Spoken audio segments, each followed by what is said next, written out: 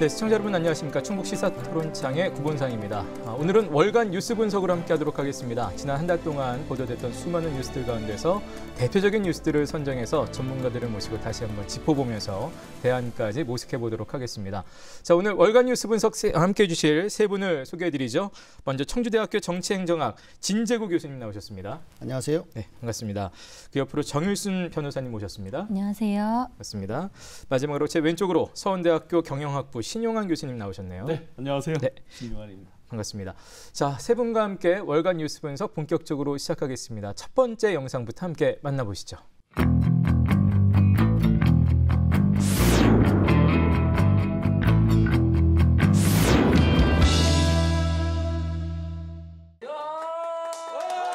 원가피 당선인의 도전은 출발부터 쉽지 않았습니다.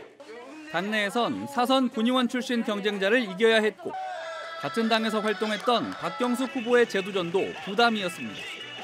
금권 선거로 재선거 원인을 제공한 것도 같은 당에 몸담았던 박재완 전 의원. 표 분산에 대한 우려도 있었지만 뚜껑을 열어보니 결과는 600여 표 차 승리였습니다. 보수 텃받침을 또 한 번 입증하며 국민의힘 군수와 같은 당 출신 국회의원이 있는 보은에서 삼각구도를 형성했습니다. 무소속으로 가 계시지만 언젠가는 저희 당으로 복당하실 것으로 믿고 있습니다. 수장으로 계시는 군수님과 함께 발을 맞춰서 일을 한다면 틀림없이 큰 시너지 효과를. 의원들의 이딴 낙마로 홍역을 치러온 충북도의회는 다시 제 모습을 갖추게 됐습니다. 박재완 전 도의원 사퇴 7개월 만입니다. 국민의힘이 다시 5석을 채우면서 구섭단체 지위를 회복해 의회 운영에도 변화가 예상됩니다. 절대 다수인 민주당에 대한 견제가 강화되고 집행부를 향한 목소리에도 힘이 실리게 됩니다. 상임위원 및 상임위원장의 선임이나 의회 운영위원회 위원 추천권이나 예산결산특별위원회 위원을 구성하는 데 참여할 수 있는 그런 권한을 갖게 됩니다. 내년 대선과 지방선거를 앞두고 민심을 살필 유일한 기회였던 만큼 정치적으로는 의미가 있었던 선거. 정작 유권자들의 관심을 얻는 데는 실패하면서 역대급 흥행 참패라는 기록을 남겼습니다. 투표 참여 유권자는 전체의 절반도 안 되는 13,000여 명으로 46.5%에 그쳤습니다. 홀로 치른 재선거라지만 충북 최고 투표율을 보이던 보은에서 최근 11년 사이 가장 낮은 성적표가 나온 겁니다. 이번 선거를 위해 투입된 충청북도 예산은 8억 4천여만 원으로 추산됩니다. 투표자 한 명의 표값이 약 6만 2천 원이었던 셈. 재보궐선거 원인 제공자에게 비용을 내게 하는 법안이 이슈 때마다 발의되고 있지만 본회의 문턱을 넘은 적은 없습니다. 네, 영상 함께 만나보셨습니다. 지난 4월 7일에 있었던 재선거, 특히 보은군 같은 경우 재선거가 치러졌는데요. 영상 어떻게 보셨습니까, 세 분? 예, 신 교수님 먼저 드려볼까요? 예. 보은 장터에서 만난 그 어르신들의 말씀들이 생생합니다. 평소 같았으면 엄청난 기대감을 가지고 아마 지역 발전의 공약이라든지 정책이라든지 인물이라든지 이런 얘기들이 많이 있었을 텐데 손사래를 치면서 보기 싫다, 듣기 싫다. 이겼지만 국민의힘 원가피 후보 같은 경우는 당선이 됐지만 웃을 수만은 없는 민심은 배를 띄울 수도 있고 뒤엎을 수도 있다고 합니다.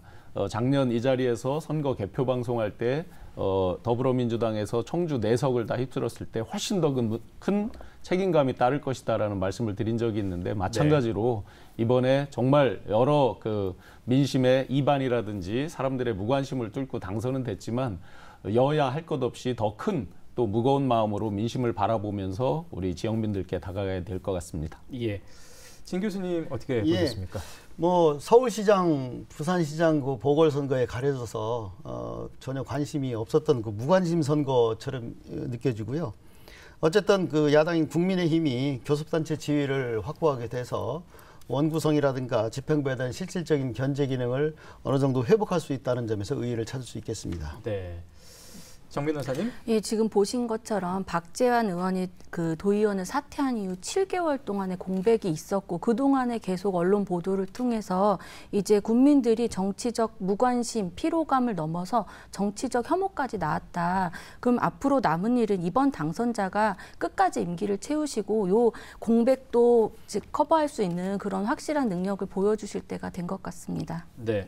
자, 다들 아시다시피 지난 3년 동안 무려 3번의 지금 도의원 선거를 치르면서 아까 말씀하신 뭐 그런 무관심 이런 것들이 투표율로 좀 고스란히 나타났다고 생각이 됩니다. 그런데 또 반면 선거 비용으로 따져보면 혈세가 한 11억 원 정도 추가가 됐다라고 하는데 이렇게 될 경우 선거 비용은 어떻게 부담이 되는 거였는지 또 부담에 따른 영향들은 어떤 것들이 있을지. 선거 비용은 헌법에서 법률이 정하는 바를 제외하고는 기본적으로 정당이나 후보자에게 부담시킬 수 없다라고 해서 선거 공영제를 포방하고 있습니다. 이에 따라서 공직선거법에서는 대통령 선거나 국회의원 선거는 정부가 또는 도의원이나 지자체장 선거는 지방의회 의원이나 지자체장 선거는 지자체가 부담을 하고 있습니다. 그리고 당선이 되거나 15%의 득표율을 얻으면 전액 선거 비용을 후보자한테 반환하게 되어 있고 10% 이상 15% 미만은 반액 정도를 또 보전해 주고 있습니다. 그러니까 결국에는 지금 말씀하신 대로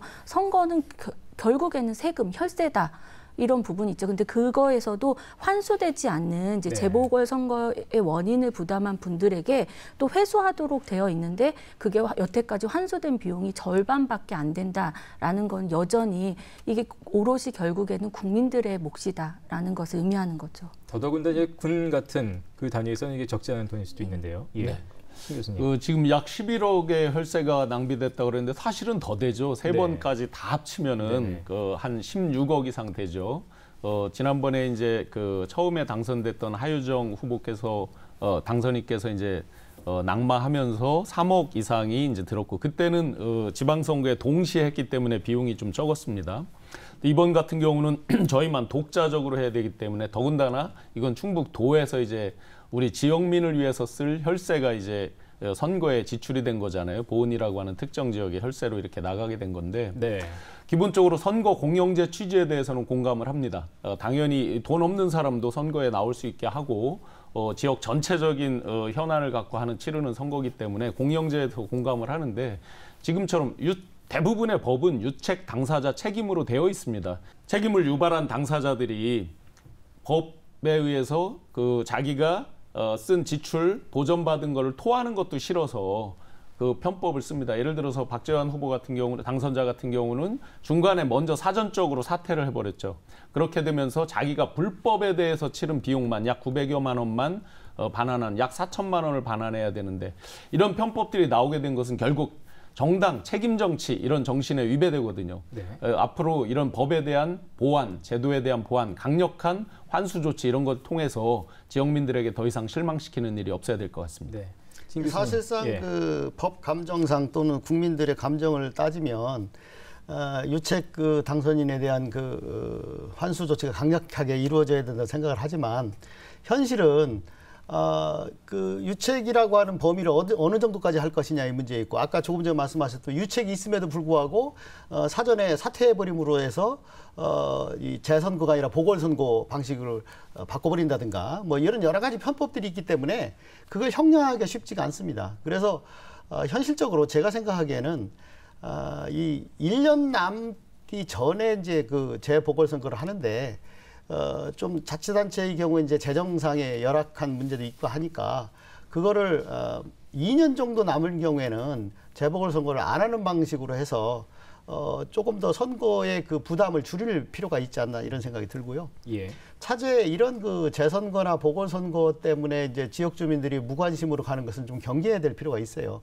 왜냐하면 결국은 어떤 지역구이든 간에 자기 지역의 대표자가 없게 되면 그 현실적인 피해는 그 지역 주민이 입게 됩니다. 여러 가지 뭐 정책이라든가 국고 보조라든가 여러 가지 현안 사업과 관련해서 그 지역 주민이 스스로 피해를 입게 되기 때문에 이런 재보궐선거의 상황이 발생했더라도 눈을 부릅뜨고 항상 좀 더 나은 사람을 뽑을 수 있는 그런 의지를 가지고 선거에 임해줬으면 좋겠어요.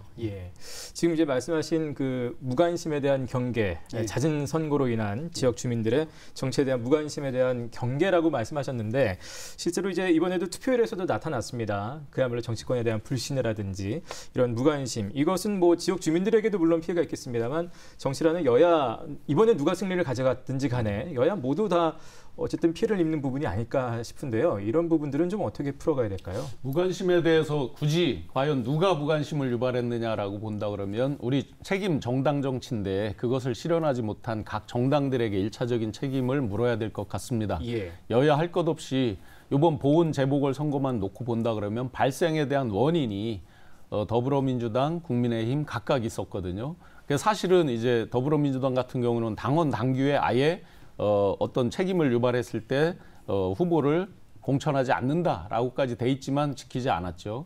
국민의힘도 어쨌든 그렇게 많은 도덕적 비난을 받았지만 어떤 무공천이나 이런 부분에 대한 없었고 그러다 보니까 이제 많은 시민이나 정당 사회단체에서 공천하지 마라라고 하는 많은 이야기들이 있었죠. 네. 근데 아직 제도가 아까도 연속선상에서 보면 예를 들어서 그럼 정당 국고 보조금을 지급하잖아요. 이런 부분에 대해서 그만큼 깎는다든지 하는 이런 제도들이 이제 강력히 보완이 돼야 되는데 그러지 않은 가운데에서 어물쩍 예를 들어 우리 지역만 놓고 말씀드리지만 성희롱, 성추행 등으로 낙마된 또 재보궐이 치러진 대도시, 서울이나 부산 같은 데도 무공천 원칙은 지켜지지 않고 하다 보니까 국민 불신, 그다음에 무관심을 자연스럽게 유발했다. 그래서 어떤 책임 정당 정치에 대해서 다시 한번 그 근원적으로 뜯어봐야 되겠다 생각이 듭니다. 네. 사실은 이 그 무관심이라고 하는 것을 뛰어넘는 현상. 최근에 그 젊은 층들이 이제 그 정부의 정책들을 자기들에게 유리하게 이끌어내기 위해서 사실 투표에 매우 적극적입니다. 소위 MZ세대들이 그 투표 열기 같은 것들을 보면 과거에는 이제 재보궐선거라고 하면 대부분 이제 연로하신 분들이 투표하는 것으로만 인식했었는데 최근에는 사전선거제도도 있고 하기 때문에 어떤 정책에 불만을 가지면 그 정당에 대한 그 비토를 선거에서 그대로 보여주는 현상이 있고요. 이번에 그 재보궐선거에서 서울이나 부산 같은 경우에 20대 남성과 여성들이 보여준 투표 행태를 보면 누가 당선됐느냐가 중요한 것이 아니라 정당들이 그 투표 행태를 다 분석하거든요. 네. 20대 남성들은 어디로 몰려갔다. 20대 여성들은 어느 정도이다. 뭐 연령별로 세대별로 투표 행태를 분석하기 때문에 누가 당선됐는가 못지않게 그 투표 행태를 보여줌으로써 정당이라든가 정부가 거기에 신경 쓸 수 있는 여지를 남겨주는 거죠. 그것이 이제 투표의 효과고 선거의 효과입니다. 그런 측면에서 보면 어떤 경우에도 유권자들은 무관심에서 벗어나고 불신에서 벗어나고 좀 적극적인 자기 의지를 표현하는 그런 노력이 필요합니다. 예.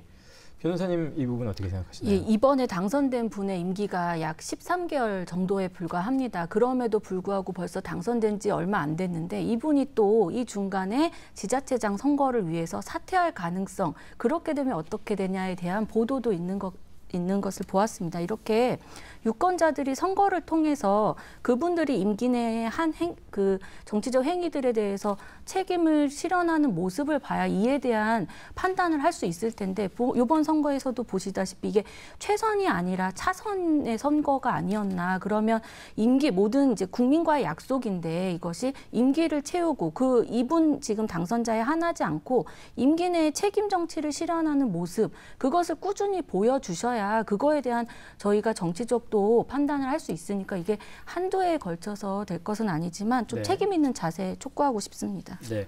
자, 어찌됐든 이번 4월 7일 재선거의 결과로 충북도의회 국민의힘이 이제 5석을 확보하면서 이른바 교섭단체 지위를 다시 확보를 했습니다. 회복을 했는데 도의회에는 어떤 변화가 있을 거라고 예상을 하시나요? 이번 선거는 비단 보훈 재보궐 한 석이지만 한 석이 아니다. 그 의미로 보면 우리 충북도의회가 32석이거든요. 그중에 27석이 민주당이었고 무소속이 이제 재보궐 자리가 빈 게 이제 한 석이었고 국민의힘이 4석이었는데 한 석을 채워서 5석이 되면서 이제 원내 교섭단체가 됐죠. 한번 여의도 국회로 한번 비유를 해보겠습니다. 20석이 돼야 국회는 이제 원내 교섭단체가 되잖아요. 그래서 원내 대표가 있고 교섭단체를 중심으로 국회 본관, 의원회관 말고 본관에 자리 배치라든지 그 각 방에 배치들이 되고 이렇게 되거든요. 네. 그리고 운영위원회가 열렸을 때 이제 같이 참여해서 의사 일정을 같이 협의할 수 있는 건데 교섭단체가 되기 전에는 사실상 운영위원회에 참여를 못 합니다. 그러니까 지금 이제 원내대표가 노동자 한 분이 지정이 됐고 유혹규 의원이 지정이 됐고 운영위원회 의사 일정에 이제 참여해서 같이 할 수 있고 상임위 배분, 예결위 이런 등에 참여할 수 있는 권한이 생겼죠. 그래서 한석 이상의 아주 큰 의미를 가지고 네. 있으니 그리고 또 견제와 균형 그동안 상대적으로 일방적으로 이렇게 갔다고 한다면 이제 견제와 균형에 대한 책임감까지 같이 더해졌다라고 봅니다. 네.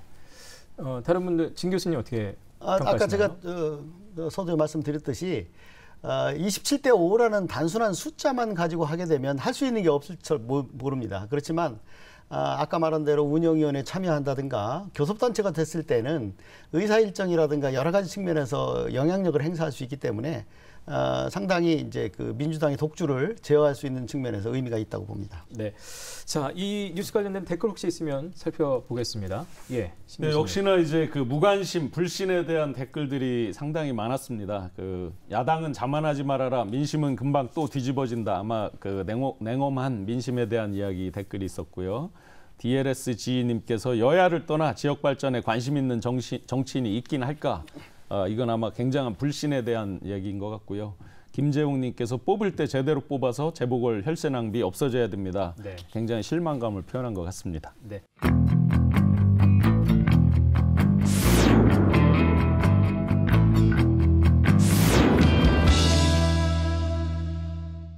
음성군의 한 채소 시설 하우스. 평소 4명이 일하던 공간에 베트남 노동자가 혼자 일하고 있습니다. 장기 체류 자격을 갖춘 이주 노동자 6명을 고용해 하우스 22동을 관리해 왔는데 신규 입국자를 구하지 못해 1명밖에 없는 겁니다.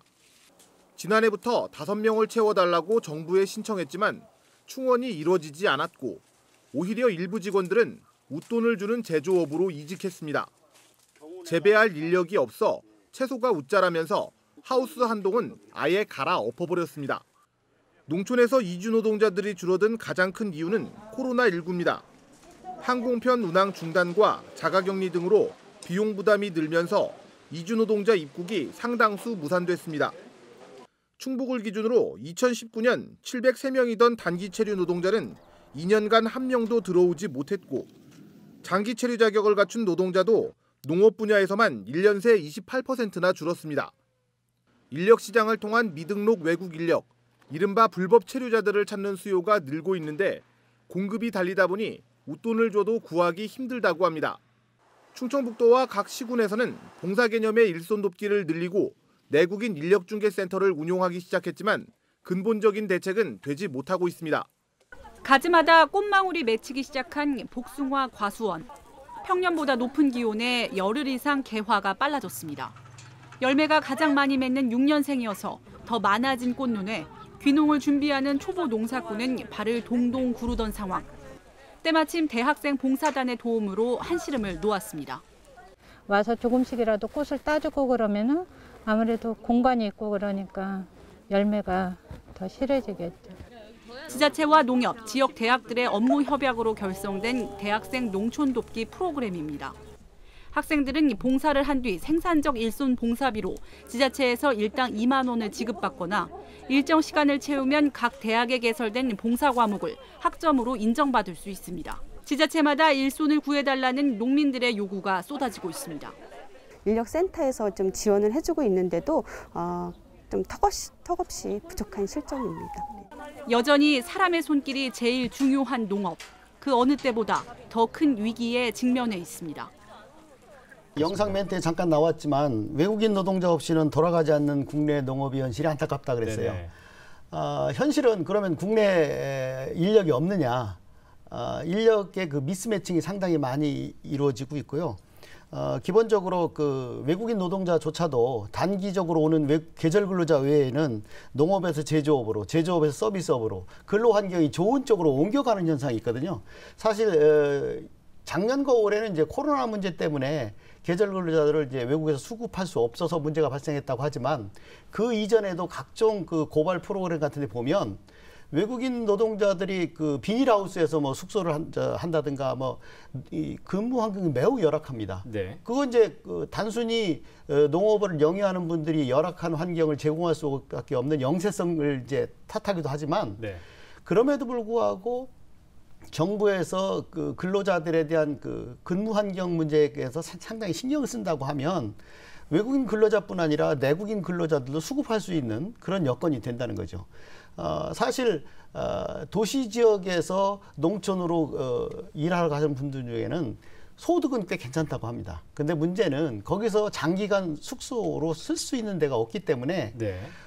일당을 받아도 그걸 뭐 여관에서 숙소로 쓰고 나면 남는 게 없다. 뭐 이런 것 때문에 장기 근로를 기피한다고 하기 때문에 제가 보기에는 이 문제를 해결하기 위해서는 정부가 일당 문제뿐 아니라 근로 환경의 문제 여러 가지를 종합적으로 검토한 농업 현실에 대한 검토가 필요하다 이런 생각이 듭니다. 네. 변호사님. 지금 이어서 말씀을 드리면 지금 코로나19만으로 외국인 노동자가 들어오지 못하는 것은 아니고 지금 이 숙소 문제 말씀하셨는데 작년에 포천의 한 비닐하우스에서 외국인 노동자가 숨진 사건이 있었습니다.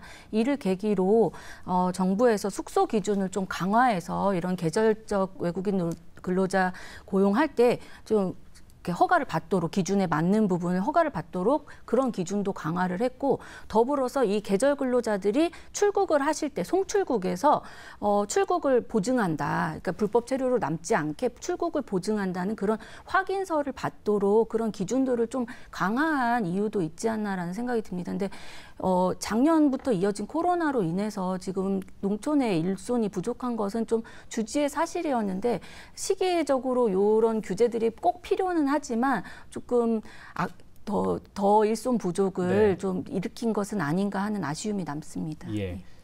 어려서부터 이제 농사를 지면서 큰 입장에서 지금도 네. 이제 텃밭을 600평을 같이 이렇게 하는 입장에서 굉장히 안타까운 마음으로 봤습니다. 농사 일을 하다 보면 요즘은 작물이 옛날보다 훨씬 더 다양해졌습니다. 옛날에는 뭐 담배면 담배, 뭐 수박이면 수박 이렇게 좀 단편적이었지만 지금 저희가 이름도 못 들어본 종류의 작물들도 굉장히 많습니다. 근데 그게 다 시간이 있다는 거죠. 시기가 있다는 거죠. 파종 시기, 또 뭐 싹을 틔워주는 거, 젖붙이는 거, 뭐 이런 다 그 시기별로 필요한 근로자들이 있는데 좀 전에 변호사님 말씀대로 코로나로 인해서 외국인 근로자들이 2년여 못 들어왔다는 건 이미 주지의 사실입니다. 그런데 우리가 수많은 이제 생산적 일손 봉사라든지 여러 가지를 통해서 많이 데이터가 구축이 되어 있었을 텐데 이런 걸 맞춤형으로 제공하거나 이런 부분이 준비가 아직 덜 돼 있다. 이런 부분에서 천수답처럼 여전히 하늘에서 비 오기를 바라듯이 어떤 코로나로 해제돼서 외국인이 들어오기만을 바라는 거 이런 것들은 안 되겠다. 우리가 가진 현실 내에서 근본적인 네. 대책을 마련해야 되겠다는 생각이 많이 들었습니다. 예. 지금 사실 세 분 다 이제 코로나19 이전에라도 근본적인 외국인 노동자 관리라든지 좀 근본적인 부분들을 계속해서 먼저 말씀해 주셨는데 실제로 이제 농번기 일손 구하기가 정말 하늘의 별 따기처럼 어렵다고 합니다. 현실적으로 일단 당장은 어떤 대책을 좀 강구하면 좋을까요? 제가 보기에는 이제 지방자치단체가 개입할 수 있는 것 중에 하나가 인력의 데이터베이스를 확보하는 겁니다. 아까 말씀하신 대로 요새는 농업이 매우 세분화돼 있고 시기가 네. 매우 중요하기 때문에 특정한 인력을 어느 시기에 얼마만큼 공급할 수 있다는 것이 매우 이제 데이터베이스화 돼 있어야 되고 그것을 어디서 구할 건까지 나와야 되는데 그거를 개별 농가들이 할 수는 없어요. 그러니까 그 지역의 자치단체들이 자기 지역의 농업 생산 규모라든가 또는 여러 가지 현황을 봤을 때 어떤 인력이 얼마만큼 필요하고 적기에 공급할 수 있는 수요 현황과 또 그다음에 인력을 국내외에서 어떻게 공급할 수 있는지 공급 현황까지를 데이터베이스화하는 작업을 해야 되는데 우리나라는 기업농이 아니기 때문에 그걸 농가에 맡길 수는 없습니다. 네. 그러니까 자치단체가 그런 데이터베이스화 작업을 통해서 인력의 미스매칭을 해소해주는 역할을 할 필요가 있지 않느냐 이 생각이 듭니다. 네. 신 교수님. 단기적으로 보면 지금 이제 아까 자료화면에서도 빠져 있는 게 대학생들 봉사 그걸 또 학점에 인정하고 하는 제도들 네. 다 좋습니다. 현장 체험일 수도 있고 예를 들어 대학생 중에는 사과 따고 이런 거 우리가 이제 가을에 사과 따기 체험 이런 거 하잖아요. 이런 걸 처음 해보는 사람도 많이 있습니다. 실제 이런 일을 처음 해보는 사람도 있고 피와 땀의 소중함을 알려주는 계기도 되고 도내 11개 대학이 이렇게 매칭해서 하는데 자료화면에 그게 빠져 있더라고요. 군인들 아마 올해 코로나 때문에 그 코로나에 관한 관리, 통제 이런 부분 때문에 군인들이 많이 못 도왔죠. 예년에 네네. 보면 씨 뿌릴 때나 수확철에나 군인들이 그렇죠. 이제 많이 활약을 해줘서 굉장히 도움이 됐는데 그 부분이 이제 좀 단기적으로 빠져 있는데 코로나에 대한 그런 통제 제어를 확실히 하면서 그렇게 돕는 방법들이 좀 필요할 것 같고요. 아마 결국은 교수님 말씀대로 데이터베이스를 축적해서 그때그때 적기에 필요한 인력을 공급하는 이 노력이 가장 절실할 것 같습니다. 네, 정비 선사님. 예, 중앙정부 차원에서는 지금 한국에 들어와 있는 외국인들의 체류 기간을 연장해준다든지 재입국 기간을 좀 짧게 단축을 한다든지 또 그리고 농림축산부에서는 그 피해 지원비를 대폭 증액을 했다고 발표를 했습니다. 그리고 또 저는 이제 법무부 차원에서 네. 피고인들에게 유죄를 선고하면서 사회봉사 명령을 내리는 경우가 많은데 또 농협이랑 지금 이것을 법무부와 협약을 맺어서 농협을 사회봉사 기관으로 만들고 지정하고 또 그 원래는 준법지원센터 같은데 이제 그 명령을 받으신 분들이 모여서 이동을 하고 하는데 네. 아예 그런 조금이라도 1시간이라도 더 봉사할 수 있도록 아예 농가나 그 농협에서 만나서 하도록 그런 좀 지원들을 하고 있고 말씀하신 대로 중앙정부의 그런 지원 아래 여러 시군에서 지금 농업인력 중개센터들이 시행 중입니다. 그래서 네네. 한번 좀 실효성을 기대해 봄직하다라는 생각이 듭니다. 여러 가지 좀 제도를 정비를 통해서 네. 살펴볼 부분이 있다라는 말씀이신데요. 아까 말씀하신 거에 추가 드린다면 우리가 인식 전환이 필요한데요. 제가 어렸을 때부터 농번기 일손 돕기가 있었고 네. 그때도 군인들을 동원했고 학생들을 동원했어요. 예. 그런데 예나 지금이나 그 봉사활동을 갔다 온 학생들의 경험담을 들어보면 상당히 불만이 있어요. 무슨 불만이 있냐면 자기들이 가서 선의로 일손 돕기를 하겠다고 하는데 그 농가에서는 공짜 노동력이 왔다. 이런 인식을 버리지 않고 있다는 겁니다. 그래서 지금 현재 그 충청북도에서 대학생 농촌 인력 지원단을 구성하면서 무급봉사제도와 유급근로제도를 동시에 했는데 사실은 요새 그 젊은 세대들 입장에서 보면 또 부모 입장에서 보면 아무리 봉사활동이라고 하더라도 자치단체에서 일당 2만 원을 주고 일을 시킨다는 건 상당히 난센스입니다.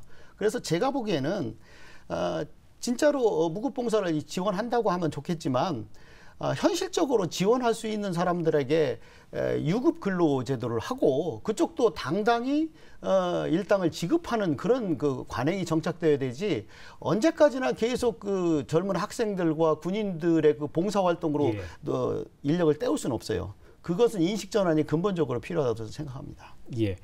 지금 젊은 인력의 뭐 충원 같은 얘기를 하셨는데 사실 장기적으로 봤을 때는 이제 지금 외국인 노동자에 대한 대책 뭐 제도도 있습니다만 농촌의 고령화도 사실 굉장히 심각한 문제 아니겠습니까? 지금 뭐 인구 감소와 더불어서 앞으로도 계속해서 지속적으로 관심 가져야 될 부분이긴 한데 특히 이제 농촌 쪽에서도 이 문제를 어떻게 풀어야 될지.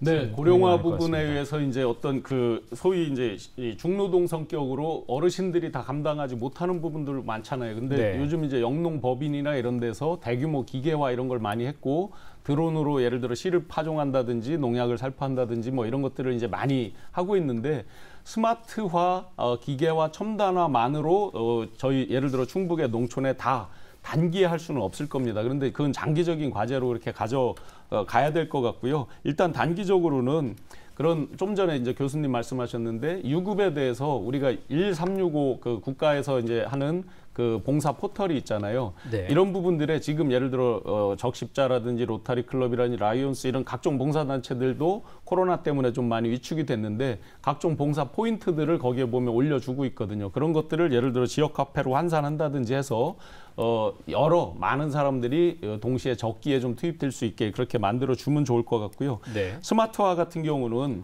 그 혼자 어떤 또는 작은 마을 단위로 이렇게 하기 어려운 부분이 분명히 있거든요. 예. 그래서 그런 부분들을 영농 단위, 크게 움직이는 영농 단위로 해서 젊은 사람들이 어르신들도 교육하고 또 어르신들이 그런 드론을 다 일일이 교육받아 한다는 것도 어렵거든요. 이런 부분도 데이터베이스화해서 적기에 서로 지원할 수 있는 걸 매칭해주는 좀 중장기적인 안목들이 필요할 것 같습니다. 네.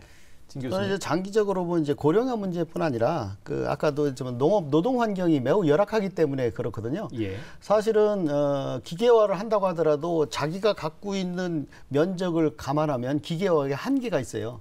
말하자면 규모의 경제가 있어야 되기 때문에 지금 현재 그 농토를 갖고 있는 분들이라든가 비닐하우스를 갖고 있는 분들이 개별적으로 농업을 하는 것이 아니라 그것을 정부가 이제 세우거나 또는 민간 기업이 세운 기업농한테 위탁 경영을 시키는 방식으로 정부가 이제 기업농 체제로 전환을 좀 해야 되지 않나 싶어요. 기업농 체제로 돼서 어느 정도 규모 경제가 달성이 되면 기계화도 훨씬 더 쉬워질 거고 인력 수급도 체계화 될 것이니까 그런 네. 그 기업농 육성으로 전환이 돼야 되고 전반적으로 이 그 정부에서 제조업체라든가 서비스 업체들의 근로자들의 그 근무 환경에 대해서 상당히 신경 씁니다. 산재라든가 여러 가지 신경 쓰잖아요. 네. 근데 농업 노동자에 대해서는 사각지대예요.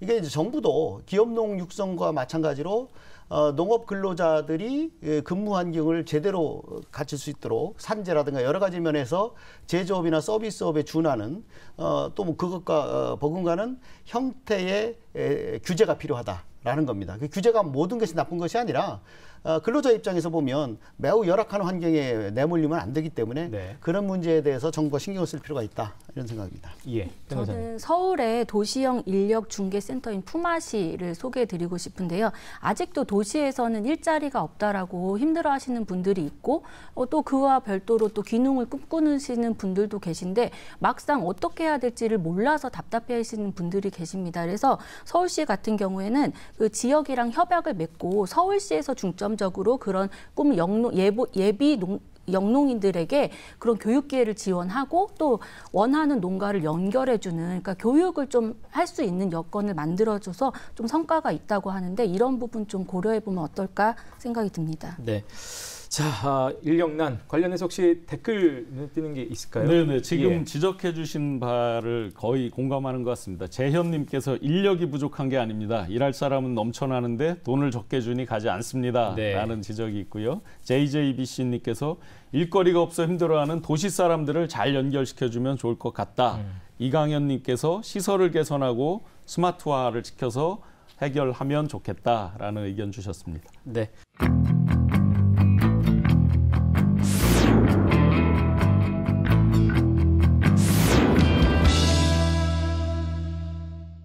이륙을 앞둔 항공기 안에서 승무원의 최종 점검이 한창입니다.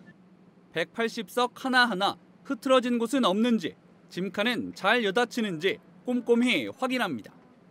호기심 가득한 표정으로 처음 보는 신생항공사 기체에 오르는 승객들. 좌석 간격과 재질, 착석감은 일단 합격입니다. 모든 준비가 끝나고 드디어 이륙. 충북 거점 신생항공사 에어로케이가 청주 상공을 가르는 순간입니다. 운송면허 반려에 역대 최장기간의 운항증명 발급, 코로나 팬데믹까지 무려 5년간의 우여곡절 끝에 날개를 폈습니다. 매일 오전 7시 반부터 밤 10시까지 하루 3차례 청주와 제주를 오갈 예정입니다. 에어로케이는 6월 30일까지 취항 기념기간으로 정하고 공시 운임의 최대 25% 할인된 가격으로 승객을 끌어모을 계획. 그 이후엔 충북 도민과 충청권 대학생들에 한해서만 15% 할인 혜택을 적용합니다. 충북을 넘어 세종, 대전 등 충청권 관문공항을 거점으로 하기 때문인데 정작 지자체 재정 지원을 받는 데는 실패했습니다. 거점 항공사만 특별 지원할 근거가 없어 형평성 문제가 발목을 잡은 걸로 전해집니다. 국제선 재개 전까진 뚜렷한 해법이 없어 코로나 속 적자 운항을 언제까지 버틸 수 있을진 미지수입니다. 충청북도는 청주공항과 지역경제 활성화에 크게 기여할 것이라면서도 당장 재정 지원은 어려우니 청주시와 함께 홍보를 돕겠다는 입장입니다. 지난 2018년 충북연구원은 에어로케이가 운항하면 이후 3년간 충북에 5,276억 원의 부가가치와 1,005명의 고용 유발 효과가 생길 것이라고 분석했습니다.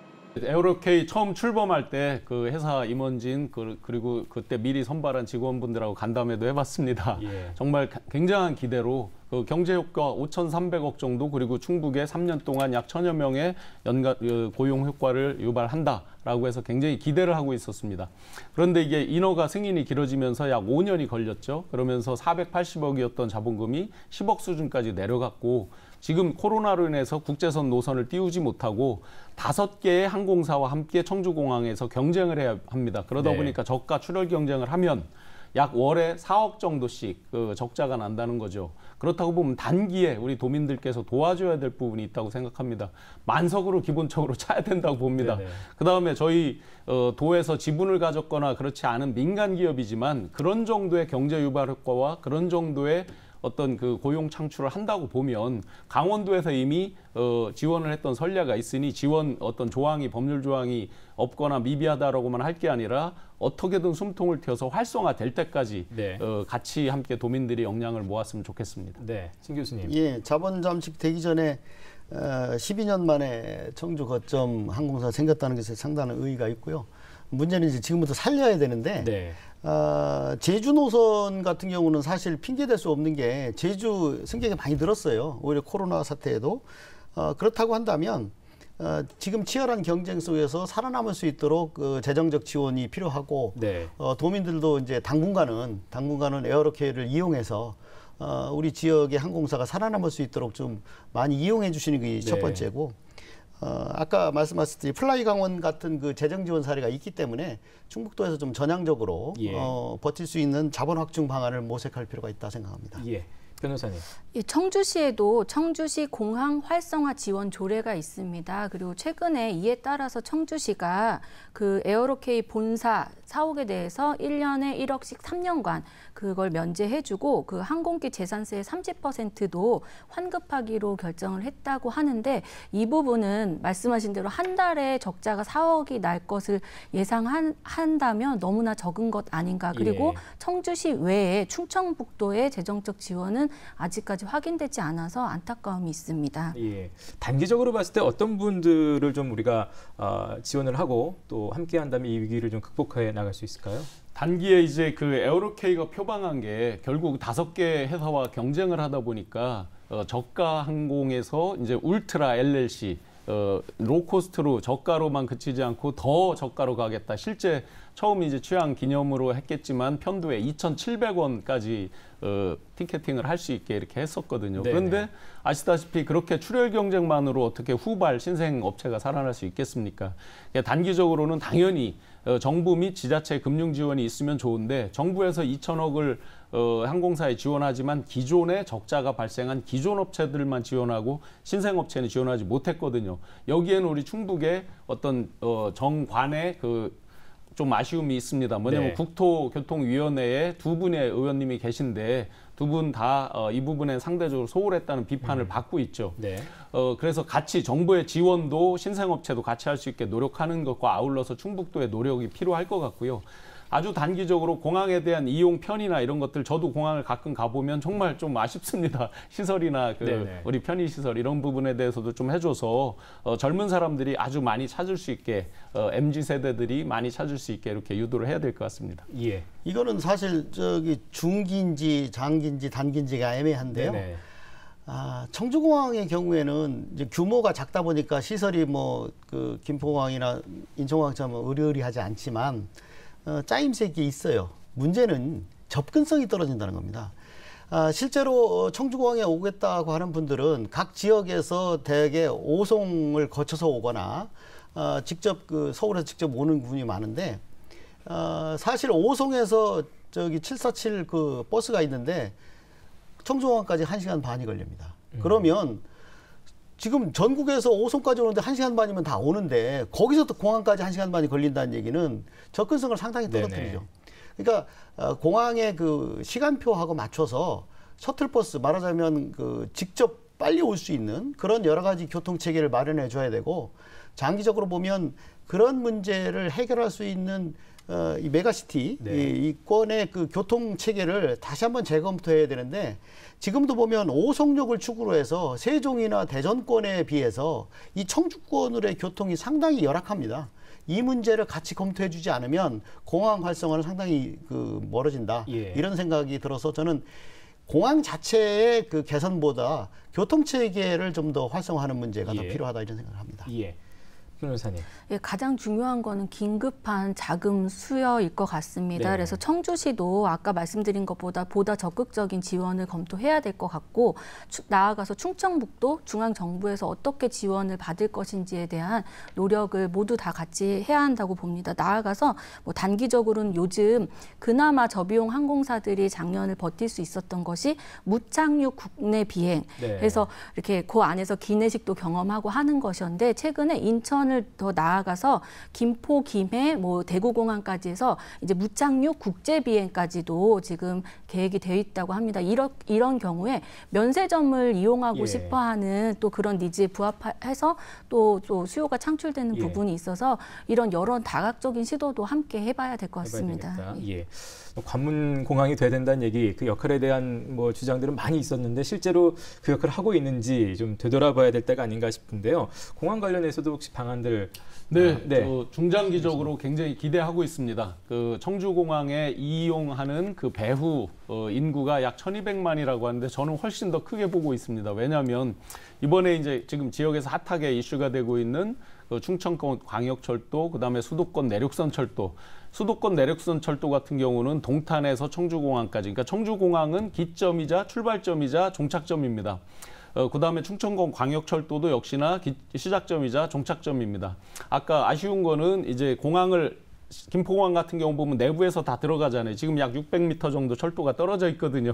그 부분을 이제 안으로 당겨서 갈 수 있게 하는 이런 이제 중장기 계획이 필요하고, 수도권에서 수서에서부터 공항까지 만약에 완성이 된다면 1시간 한 5분 정도면 도착을 하는 거거든요. 그럼 선택권이 생기죠. 서울 사람들도. 네. 김포로 갈 거냐, 예를 들어 청주로 올 거냐 이런 것도 있고, 당연히 이제 충청권에서는 당연히 이용이 늘어날 거고, 이래서 관문공항의 완성이 된다 그러면 정말 제대로 된 관문공항 역할을 할 것이다. 그다음에 지난번에 하다 무산됐던 MRO, 공항 배후단지의 어떤 경제 개발 이런 부분까지도 중장기적으로 이제 같이 놓고 그렇다 보면 이용객이 늘어나고 주변 경제가 활성화되고 여기 내려서 주변 소비 기능이 활성화되고 이런 것들이 종합적으로 갈 수 있을 거라고 기대를 합니다. 예. 조금 전에 진 교수님은 이제 공항까지 실질적인 접근성에 대한 문제 제기 좀 해주셨어요. 청주공항의 경우에는 가장 문제가 되는 것이 접근성이에요. 그게 왜 그러냐면 청주공항의 경우에는 이제 그 호남이나 영남 사람들이 오기는 좀 쉽지 않고 되게 경기도권이나 충청권의 사람들인데 특히 경기도가 인구가 많기 때문에 아까 말씀드린 대로 수서에서 올 수 있는 이런 선 이전에도 이 경기 남부 지역이 효과적으로 접근할 수 있어야 되는데 경기 남부가 애매해요. 경기 남부가 얼마나 애매하냐면 경기 남부에서는 그냥 광명을 통해서 인천공항까지 아니라 김포공항 쉽게 갈 수 있는데 거기서는 오송까지 온 다음에 상당히 애매하거든요. 그러니까 빠른 시일 내에 오송에서 공항까지의 그 접근성을 높일 수 있는 방법에 대한 모색이 필요하고 경기 남부 지역의 인구를 유입할 수 있는 그다음에 이제 정책적으로 이제 그 세종시가 행정수도가 되면 공공부문, 즉 공무원이라든가 정부 쪽에서 이 공항을 이용할 수 있는 정책적 배려가 좀 필요한데 그런 정책적 배려는 정치권에서 좀 촉구를 해줘야 되겠죠. 말하자면 어차피 정부가 만들어놓은 공항이니까 기존의 인근 공항을 이용해서 할 수 있는 그것을 정책적으로 배려해 주는 것은 정치권에서 정부에 촉구할 필요가 있다 이런 생각입니다. 네, 변호사님 어떻게 생각하시나요? 예, 뭐 이게 가능한 것이 부산의 가덕도 신공항 사례를 보면 필요성이 인정이 되니까 국회에서 특별법 제정을 통해서 이게 20조 원 가까운 그 예산이 드는데도 이게 해결된 바가 있습니다. 지금 에어로케이를 영어로 거꾸로 하면 코리아가 된다고 합니다. 그래서 중부권 거점 공항이 아니라 한국을 대표하는 공항이 되겠다, 항공사가 되겠다라는 그런 포부를 갖고 있는데 또 대통령께서 취임 그 대선 당시의 공약으로 청주공항 그 거점 공항으로 키우겠다라는 공약도 하신 바 있으니까 좀 그런 부분 국회와 정부 차원에서 적극적인 지원을 필요할 것 같습니다. 네, 자 에어로케이 관련해서 혹시 댓글이 있을까요? 네, 희재양님께서 도민들의 애양심으로 좀 타줍시다. 청주공항 에어로케이. WSJ님께서 에어로케이 끝까지 살아남아서 코로나 끝나면 동남아 여행 가게 해주세요. 유문님께서 어려운 시기지만 에어로케이가 잘 돼서 청주공항이 사람들로 북적거리었으면 좋겠습니다. 이런 염원들을 담은 댓글이 많습니다. 네, 자 오늘 월간 뉴스 분석 함께해 주신 세 분 감사드리겠습니다. 고맙습니다. 네. 네, 지난 한 달 동안 지역민들의 관심을 끌었던 뉴스들 중에서 대표적인 뉴스를 선정해서 월간 뉴스 분석을 함께했습니다. 저희는 계속해서 지역의 문제를 더 깊이 있게 들여다보기 위해서 노력하겠습니다. 4월의 월간 뉴스 분석 여기서 마치겠습니다. 시청해주신 여러분 고맙습니다.